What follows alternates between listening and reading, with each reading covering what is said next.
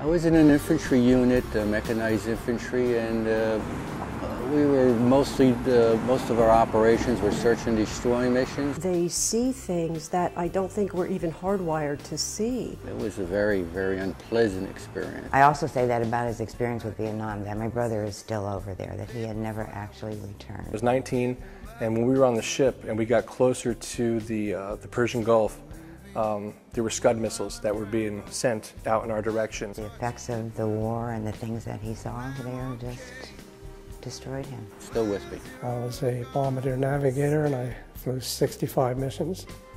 Shot down twice in 1 week. The longer you serve, the more extended or protracted your tour of duty is, your deployment, and the more times you return for subsequent deployments puts you at higher risk. 5 years later, in 1950, is when something suddenly hit me. The family expects them to return from war and life goes on as normal. I didn't communicate with anybody. And it doesn't happen that way. Ended up in a friend's hospital, Quaker Hospital down in Philadelphia for 6 weeks. We take people, common everyday citizens, and we train them how to be killers. Taking the lives, kicking indoors, killing bad guys. We do a terrible job of deconditioning. When I came back from Vietnam, I'm sure like most veterans, I was just glad to be home. I wanted to really catch up on what I was missing. In a fairly short period of time, I started drinking heavily. From 1970 to 77, I just was, I was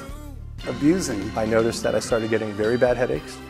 I started to get skin rashes. 2 marriages, divorces. If I had a minor itch on my arm and I would scratch it, it would become hives. I couldn't really hold a job. The other thing is I developed an eating disorder. Nightmares, flashbacks. If I would take a bite of food, it would feel like it couldn't go down. Fights, just a nightmare. It took me many years to realize that it was Vietnam that really played a part. But I thought it was the way it's supposed to be. We can summarize that between 15 and 30% roughly of men and women who serve in a combat zone will have some significant mental health issues. Now I'm starting to realize it's really not the way it's supposed to be.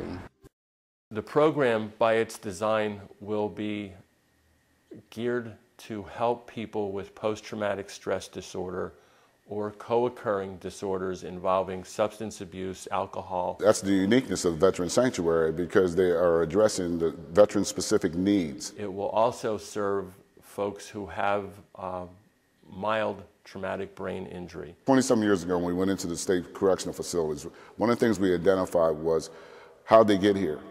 A lot of the folks were homeless, they were on the streets. And at that time, we had almost 200,000 people on the streets, veterans on the streets. And a lot of those folks had mental health conditions.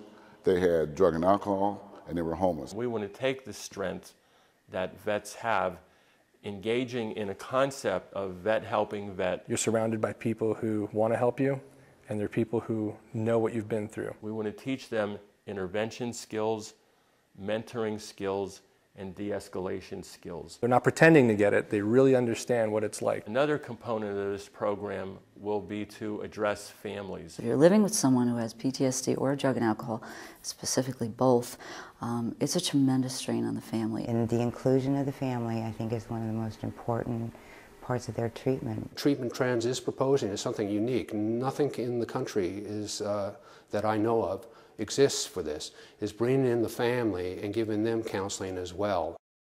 The building we purchased here at 24 South 5th Street is the old Christian Learning Center. The building is about 30,000 square feet. It had 3 leaking roofs and it was in very deteriorated condition. And what we've done little by little, room by room, is to start the process of renovating. And we have been able to renovate a couple rooms, but we have a really long way to go. There will be 60 beds available for veterans and their families. We will allow families to stay overnight here should they need to do so. The building has 3 floors. 2 of the floors will be used for bedrooms. There's also going to be a doctor's office. We will have on contract both a physician and a psychiatrist. It has a great kitchen in it. It has an auditorium which will be used as a dining room. The auditorium also has a stage which will allow some of the creative expression that can also lend nicely to healing. Like the VA, this facility will have the maps of all of the conflicts that the United States has been in from World War II going forward. One of the spaces of Veterans Sanctuary, which helps give it its name, will be an outside area which will be done by design as a Japanese garden. The facility also has a gym. When you do residential treatment, you have responsibility for body, mind, and spirit. The gym will allow for what we're doing now, 3 days a week of yoga and qigong. The room next to it will be all state-of-the-art physical therapy equipment. The meditation room, by its design, honors every world religion, but not any one. There's the psyche involved, the soul.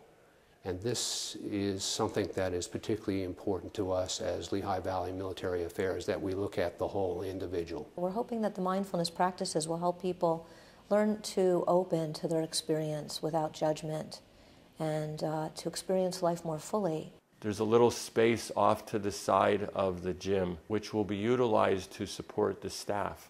We have learned through many of the trainings from people who have experience working, particularly with combat vets, that the staff develops a secondary traumatization from hearing the stories.